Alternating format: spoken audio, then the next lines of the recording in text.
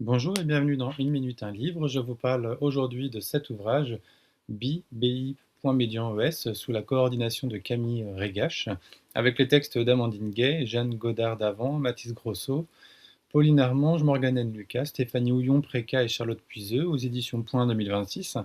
Un ouvrage polyphonique, multivoix, nécessaire et important pour revisibiliser des réalités bi et pan longtemps invisibilisées, minorées ou encore contestées. Alors, à travers des récits personnels, des réflexions politiques, intimes et des textes plus théoriques, les autoristes et auteurs explorent bien, ce que signifie être bi ou pan dans un monde encore largement structuré par les normes dites monosexuelles. Alors plus particulièrement, on assiste aujourd'hui à une visibilité accrue de cette question de la bisexualité, ou plutôt des bisexualités, dans la littérature et les espaces militants, afin de renverser justement ces silenciations anciennes. Pourtant, les critiques adressées aux personnes concernées restent nombreuses. En effet, la bisexualité serait une forme d'indécision, une étape transitoire, une identité provisoire, un passage, etc. Et les personnes bi profiteraient d'un certain passing hétérosexuel. Là, on revient largement dans le texte sur cette question. Et les personnes pourraient jouer de leur position ou bénéficier de privilèges que d'autres n'auraient pas, et certaines critiques féministes, matérialistes notamment, ont également considéré la bisexualité comme une manière de maintenir le cadre hétérosexuel et les normes dites cis-hétéropatriarcales. Et à cela s'ajoute parfois une forme de suspicion au sein même des communautés bien LGBTQIA+.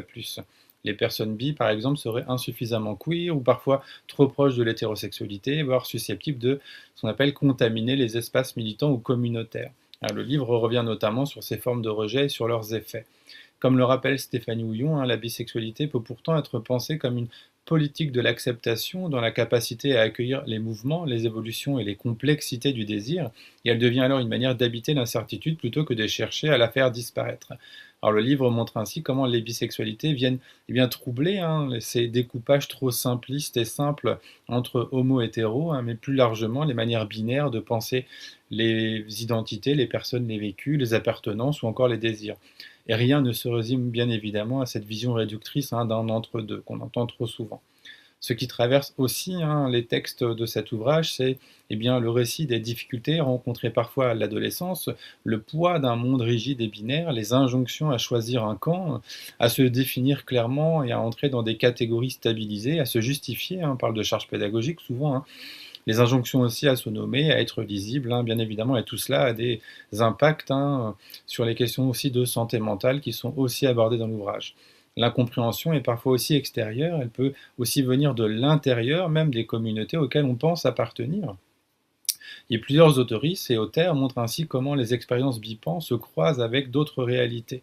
Par exemple, Amandine Gay évoque aussi son expérience de femme noire, Charlotte Puiseux mobilise la notion de creep et interroge les effets du validisme, Morgane Lucas aborde les questions de transidentité et les manières dont les expériences trans viennent aussi également déplacer les catégories du désir et de l'identité. Mathis Grossos, de son côté, questionne les normes viriles et les modèles de masculinité, et les récits se situent vraiment à l'intersection de multiples expériences sociales, sans jamais réduire, bien évidemment, les personnes à une seule identité. Et l'un des aspects les plus intéressants de l'ouvrage réside également dans sa construction. En effet, les textes ne sont pas juste juxtaposés, il y a une vraie pensée construction en tout cas des textes, et chaque contribution est bien présente d'ailleurs la suivante, et introduit son autrice et explique ce qui relie leur parcours, leur réflexion ou leur sensibilité. Alors peu à peu se dessine ainsi une constellation de voix qui finalement se répondent et se transmettent le relais, et cette forme donne au recueil une dimension profondément collective, et on sait bien l'importance du collectif. Alors les auteurs invitent à penser l'importance donc de faire aussi communauté, de créer aussi des représentations toujours beaucoup trop inexistantes, et aussi de trouver des espaces où il devient possible de se reconnaître et de respirer, bien évidemment. Et l'un des enjeux du recueil est notamment de fabriquer aussi des récits là où il y a encore une fois du silence, du doute ou de l'effacement, tout simplement. Pardon, tout simplement non, mais vous avez compris l'idée.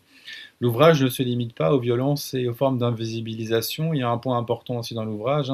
On parle de désir, de rencontre, d'identification, de soulagement parfois, lorsque l'on trouve enfin des mots, des récits ou des personnes dans lesquelles se reconnaître. Car il n'existe pas une seule manière d'être bi.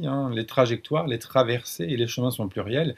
Les personnes bipan et queer sont là et ont toujours été là. Et comme le rappelle l'avant-propos, Bi est un recueil unique pour parler de nous tous, et participe à la réhabilitation d'un terme historiquement malmené. Et les autoristes et auteurs réunis ici portent des expériences différentes, mais aussi une histoire commune faite d'invisibilisation, de discrédit, de remise en question permanente et parfois de solitude.